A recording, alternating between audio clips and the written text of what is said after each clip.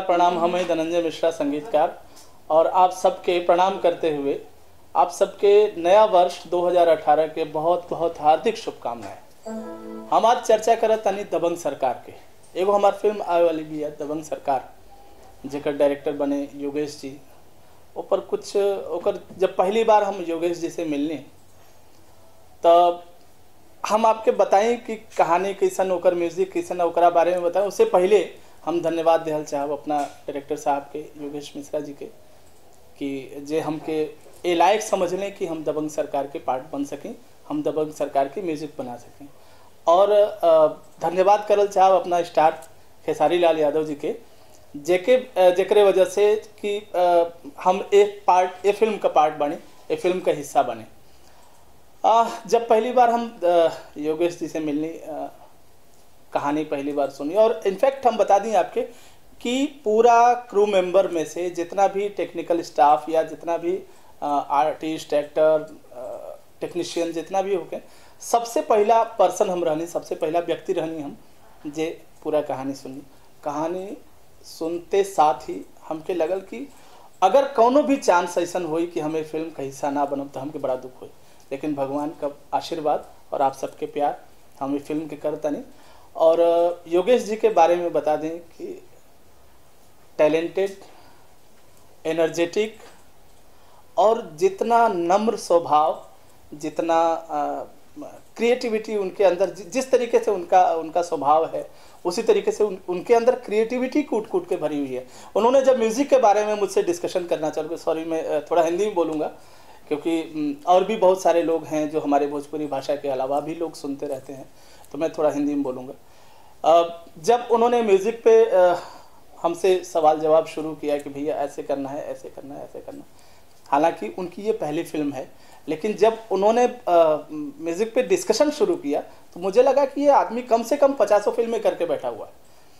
और एक एक साउंड क्या होगा, इसका स्ट्रक्चर क्या होगा, इस गाने का हमारा सिचुएशन तो हर डायरेक्टर बताता है, हर राइटर लिखता है, लेकिन उसके अलावा उसके साथ साथ जो साउंडिंग उसका डिज़ाइन करता है और वो डिज़ाइन बना के जब डायरेक्टर लेके आता है तो खुशी होती है। काम करने के लिए हमको भी मिलता है कुछ, और जब काम कराने वाला इतना पावरफुल होता है तो हमें भी काम करके मज़ा आता है। मैं एक बार फिर शुक्रिया अदा करूँगा खेसारी लाल जी का। आज हम लोग फिर बैठे हुए थे स्टोरी पे, 6 घंटे कितने देर में बीत गए, कब बीत गए पता ही नहीं चला। स्टार्ट टू एंड एक बार फिर कहानी सुनने के बाद तरोताज़ा हो गया।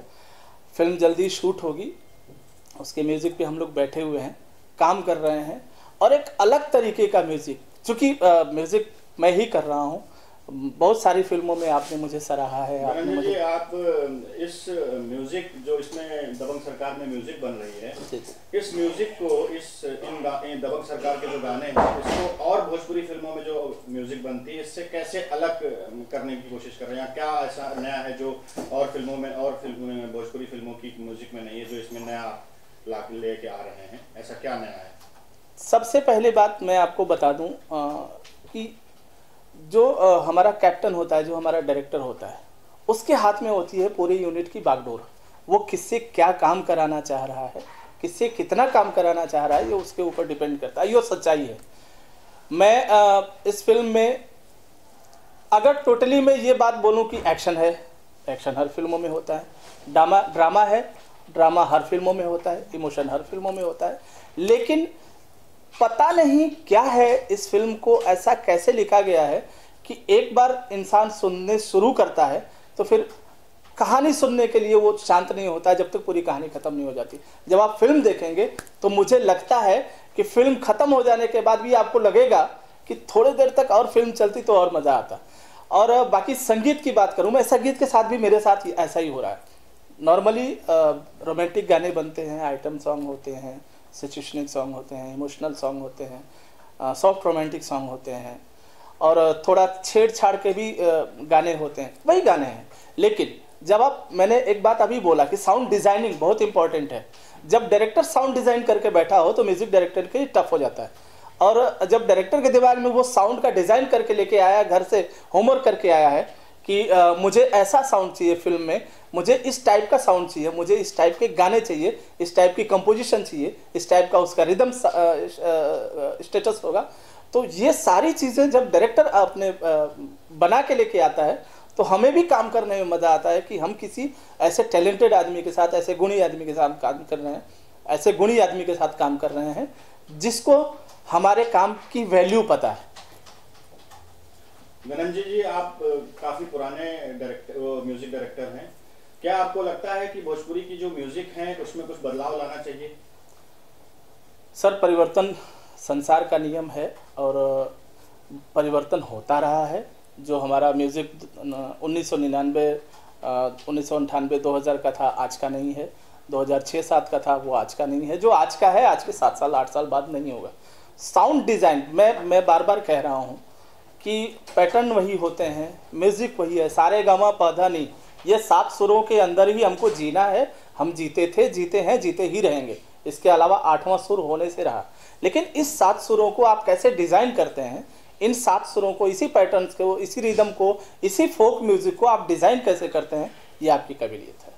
धनंजय जी, आपकी म्यूजिक में लिरिक्स राइटर कौन कौन होंगे, उनके बारे में कुछ बताइए। और जब उनको आपने इस फिल्म के बारे में, कुछ कहानी के बारे में बताया तो उनका क्या एक्सपीरियंस रहा? मैं संजोग से आज ही हम लोग बैठे हुए थे हमारे पूरी यूनिट के साथ, जो मेरी म्यूज़िक डायरेक्टर की जो यूनिट होती है, मतलब संगीतकार और हमारे गीतकार। मैं आपको उनका नाम बता दूं, प्यारे लाल कवि जी बहुत ही मजे हुए गीतकार, बहुत ही शोहरत वाले गीतकार।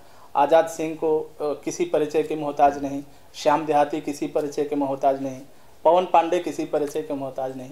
ये चारों लोग हमारे फिल्म में गाना लिख रहे हैं और इनफैक्ट हम लोग टाइटल सॉन्ग तो लगभग कंप्लीट भी कर चुके हैं।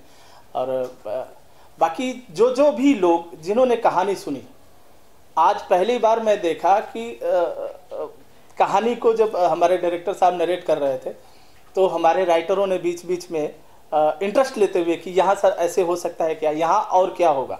तो इट मीन्स कि वो भी कहानी में जुड़े हुए थे। और जब गीतकार, संगीतकार, डायरेक्टर, हीरो, हीरोइन, सारे क्रू मेंबर, सारे टेक्नीशियन, सारे आर्टिस्ट जब कहानी में डूबते हैं तो ऑलमोस्ट ऑब्वियसली एक अच्छी फिल्म बनती है। और हमारी कोशिश है कि एक अच्छा संगीत दें, एक अच्छी फिल्म बनाएं ताकि आपको पसंद आए। धनंजय जी, आप अपनी ऑडियंस को नए साल के उपलक्ष्य में क्या कहना चाहेंगे?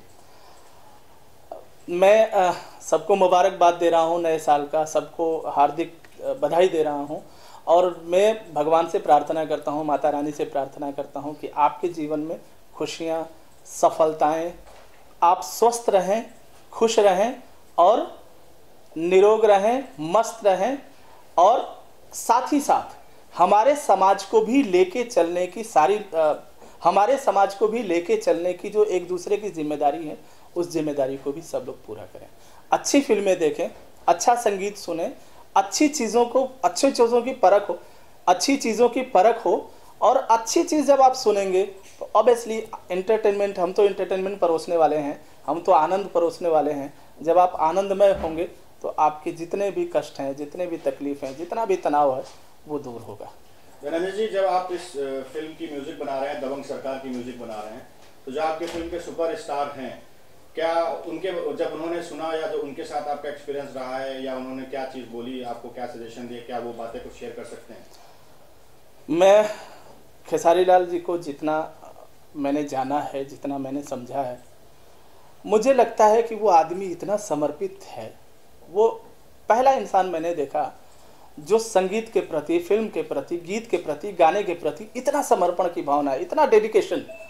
मैं विश्वास नहीं कर सकता कि मैं अगर रात में हम लोग 3 बजे भी, 4 बजे भी कभी कभी हम लोग बैठे रहते हैं, गाना चल रहा है, मुखड़े बन रहे हैं, कटिंग हो रही है, मेरी चीज़ों को ना कहा जा रहा है, राइटर की चीज़ों को ना कहा जा रहा है, लेकिन चीज़ें जब बनते बनते, जब घड़ा को ठोंकते ठोंकते ठोंकते जब वो घड़ा बनता है, बहुत अच्छी चीज़, बहुत अच्छा घड़ा बनता है और बहुत अच्छी चीज़ बनती है। और ऐसे ही हमारे जो स्टार हैं खेसारी लाल जी के बारे में मैं सिर्फ इतना ही बताऊं कि अगर उनको कह दिया जाए कि बैठते हैं म्यूज़िक पे, तो वो अपना सब कुछ काम, सारा काम छोड़ छाड़ के म्यूज़िक पे बैठ जाएंगे। फिल्म के लिए करना है शूट पे भी मैंने सुना है, मैं तो शूट से मेरा मतलब नहीं है, लेकिन मैंने ऐसा सुना है कि अगर शूट पे उनको कुछ कहा जाए तो वो अपने तरफ से 100% और भी बढ़ा के देते हैं। तो ये डेडिकेशन है, ये समर्पण है, हर कलाकार के अंदर होनी चाहिए। और जब हम लोग साथ में बैठते हैं गाने पे तो हमें नज़र आता है।